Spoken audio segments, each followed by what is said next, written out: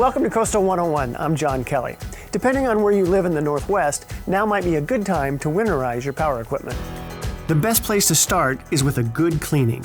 When you leave grass and dirt on your mower or other tools, the water in that dirt and vegetation can cause rust.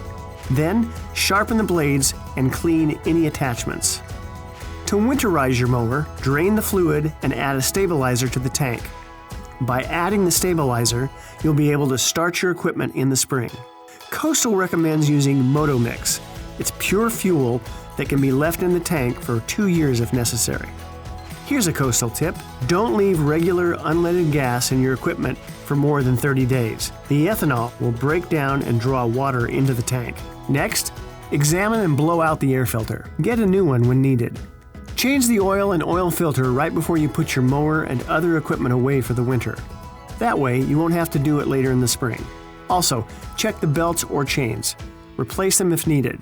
And change your spark plugs if necessary. Got a battery in your mower or ATV? Inspect it for corrosion.